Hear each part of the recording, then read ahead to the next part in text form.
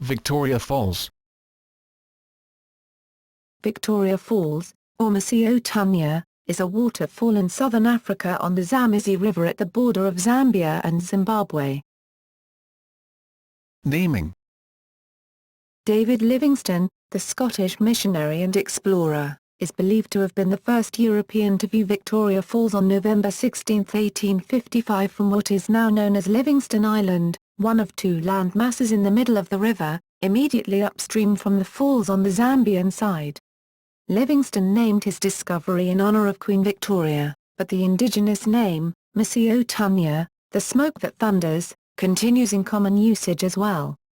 The nearby national park in Zambia, for example, is named Mosi-oa-Tunya, whereas the national park and town on the Zimbabwean shore are both named Victoria Falls. The World Heritage List officially recognizes both names. In 2013 the government of Zimbabwe declared its intention to officially rename the falls Mosi-oa-Tunya, citing continuity with other renamings such as Harare, from Salisbury, and Zimbabwe, from Rhodesia. Size. While it is neither the highest nor the widest waterfall in the world, it is classified as the largest, based on its width of 1,708 meters, 5,604 feet, and height of 108 meters, 354 feet, resulting in the world's largest sheet of falling water. Victoria Falls is roughly twice the height of North America's Niagara Falls and well over twice the width of its Horseshoe Falls. In height and width Victoria Falls is rivaled only by Argentina and Brazil's Iguazu Falls. See table for comparisons.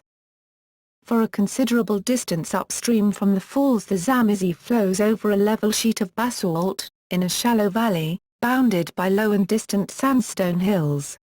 The river's course is dotted with numerous tree-covered islands, which increase in number as the river approaches the falls.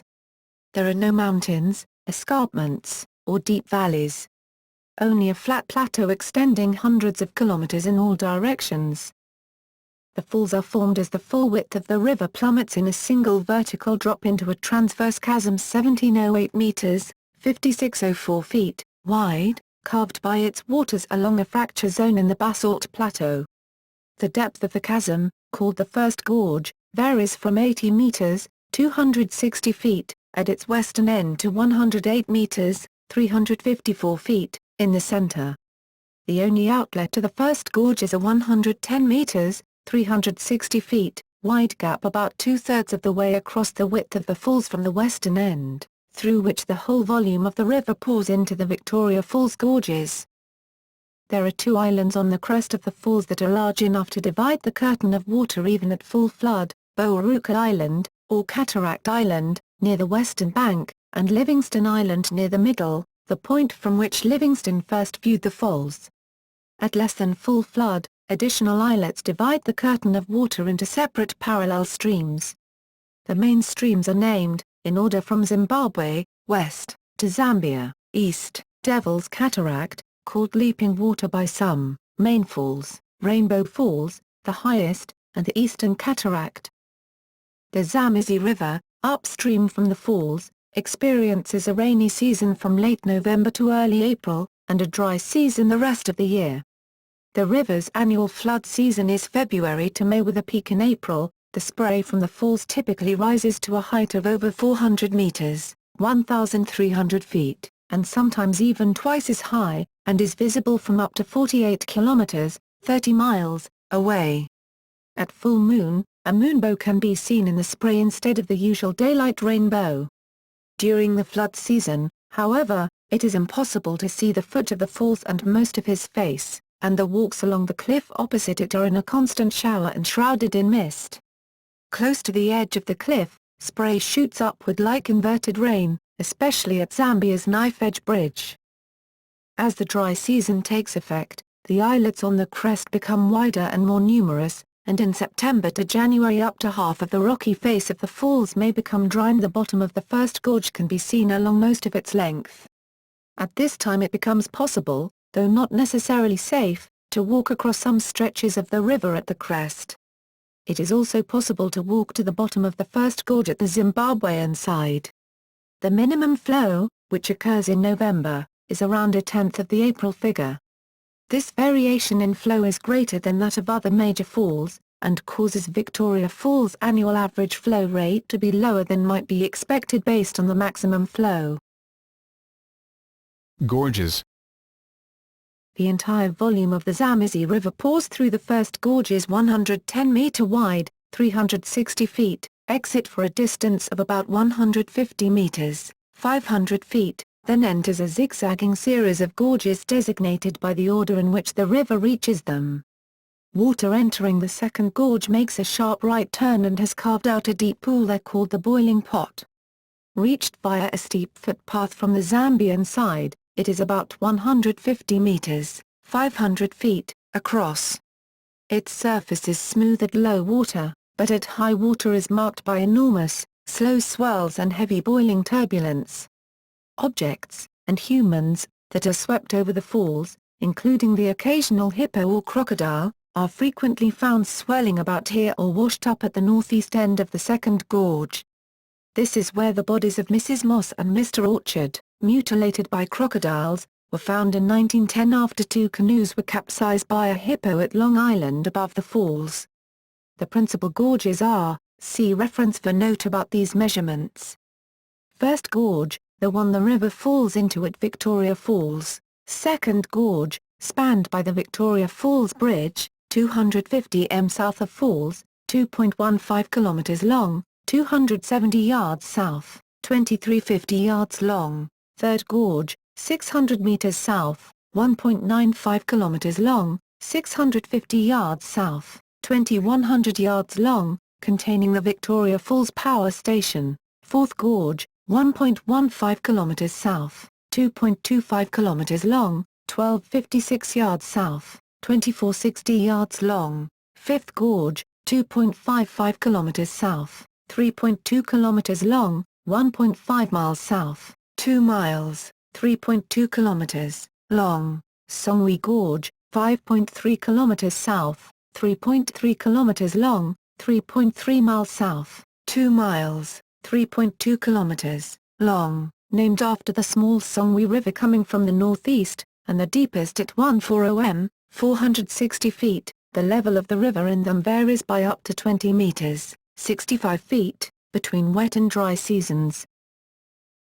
Formation. The recent geological history of Victoria Falls can be seen in the form of the gorges below the falls. The basalt plateau over which the upper Zambezi flows has many large cracks filled with weaker sandstone. In the area of the current falls, the largest cracks run roughly east to west. Some run nearly northeast to southwest, with smaller north-south cracks connecting them. Over at least 100,000 years, the falls have been receding upstream through the Batoka gorges, eroding the sandstone-filled cracks to form the gorges. The river's course in the current vicinity of the falls is north to south, so it opens up the large east-west cracks across its full width, then it cuts back through a short north-south crack to the next east-west one. The river has fallen in different eras into different chasms which now form a series of sharply zigzagging gorges downstream from the falls. Apart from some dry sections, the second to fifth and Songwe gorges each represents a past side of the falls at a time when they fell into one long straight chasm as they do now. Their sizes indicate that we are not living in the age of the widest ever falls. The falls have already started cutting back the next major gorge, at the dip in one side of the Devil's Cataract, also known as Leaping Waters section of the falls. This is not actually a north-south crack, but a large east-northeast line of weakness across the river, where the next full-width falls will eventually form. Further geological history of the course of the Zambezi River is in the article of that name. Pre-colonial history. Archaeological sites around the falls have yielded Homo habilis stone artifacts from 3 million years ago, 50,000-year-old Middle Stone Age tools and Late Stone Age, 10,000 and 2,000 years ago, weapons, adornments and digging tools. Iron-using Khoisan hunter-gatherers displaced these Stone Age people and in turn were displaced by Bantu tribes such as the southern Tonga people known as the Batoka Tokalia, who called the falls Shungu Namu Titima. The Matabele, later arrivals, named the Maimans Athunkro, and the Batswana and Makololo, whose language is used by the Lozi people, call them Mosi-oa-Tunya. All these names mean essentially the smoke that thunders.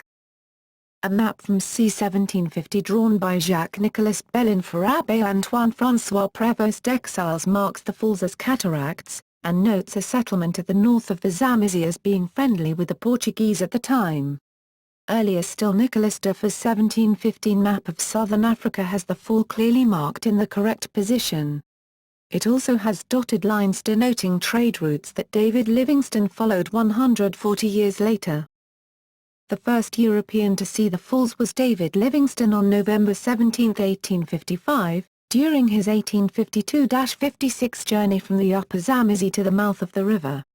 The falls were well known to local tribes, and Vootrekker hunters may have known of them, as may the Arabs under a name equivalent to the end of the world.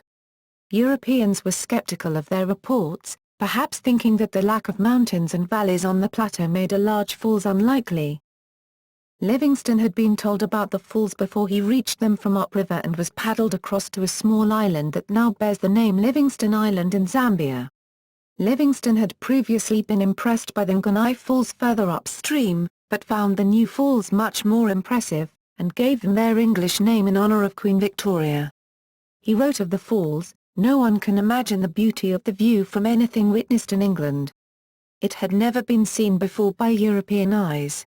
But scenes so lovely must have been gazed upon by angels in their flight." In 1860, Livingstone returned to the area and made a detailed study of the falls with John Kirk.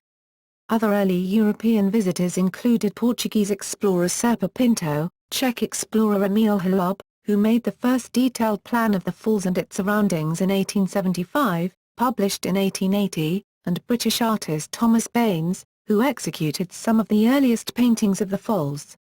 Until the area was opened up by the building of the railway in 1905, though, the falls were seldom visited by other Europeans. History since 1900. Victoria Falls Bridge initiates tourism.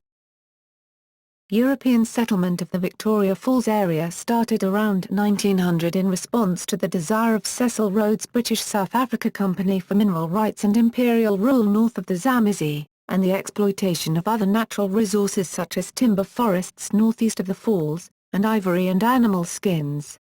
Before 1905, the river was crossed above the falls at the Old Drift, by dugout canoe or a barge towed across with a steel cable. Rhodes' vision of a Cape Cairo railway drove plans for the first bridge across the Zambezi, and he insisted it be built where the spray from the falls would fall on passing trains, so the site at the second gorge was chosen. See the main article Victoria Falls Bridge for details.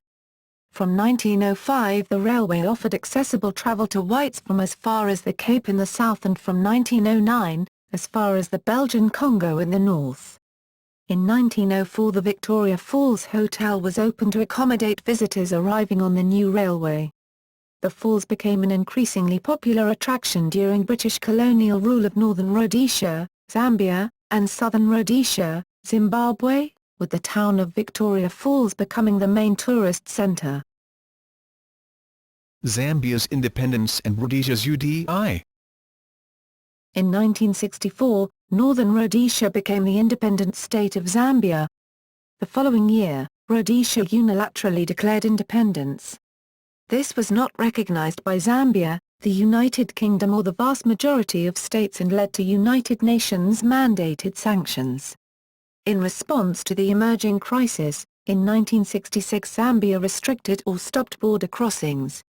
It did not reopen the border completely until 1980. Guerrilla warfare arose on the southern side of the Zambezi from 1972, the Rhodesian Bush War. Visitor numbers began to drop, particularly on the Rhodesian side. The war affected Zambia through military incursions, causing the latter to impose security measures including the stationing of soldiers to restrict access to the gorges and some parts of the falls.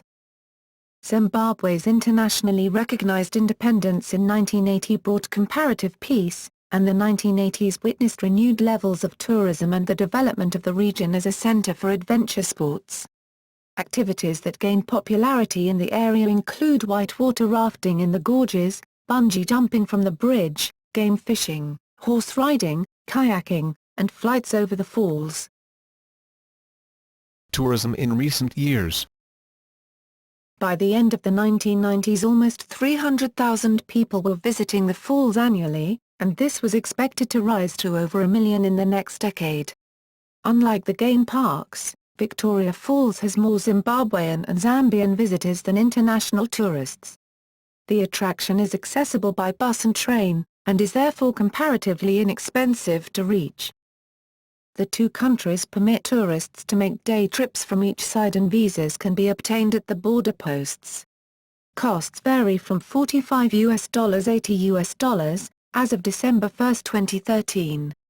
Visitors with single-entry visas will need to purchase a visa each time they cross the border. Regular changes in visa regulations mean visitors should check the rules before crossing the border. A famous feature is the naturally formed armchair, now sometimes called Devil's Pool, near the edge of the falls on Livingston Island on the Zambian side.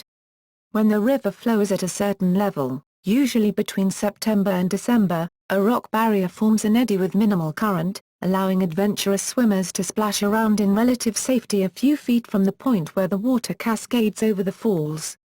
Occasional deaths have been reported when people have slipped over the rock barrier. The numbers of visitors to the Zimbabwean side of the falls has historically been much higher than the number visiting the Zambia side, due to the greater development of the visitor facilities there. However, the number of tourists visiting Zimbabwe began to decline in the early 2000s as political tensions between supporters and opponents of President Robert Mugabe increased. In 2006, hotel occupancy on the Zimbabwean side hovered at around 30%, while the Zambian side was at near capacity, with rates in top hotels reaching $630 per night. The rapid development has prompted the United Nations to consider revoking the falls' status as a World Heritage Site. In addition, problems of waste disposal and a lack of effective management of the falls environment are a concern.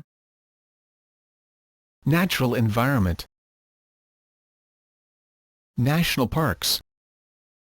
The two national parks at the falls are relatively small. Mosi-oa-Tunya National Park is 66 square kilometers, 16,309 acres, and Victoria Falls National Park is 23 square kilometers, 5,683 acres. However, next to the latter on the southern bank is the Zambezi National Park, extending 40 kilometers, 25 miles, west along the river. Animals can move between the two Zimbabwean parks and can also reach Mtetsi Safari Area, Kazuma Pan National Park and Wang National Park to the south. On the Zambian side, fences and the outskirts of Livingston tend to confine most animals to the Mosi-oa-Tunya National Park. In addition, fences put up by lodges in response to crime restrict animal movement.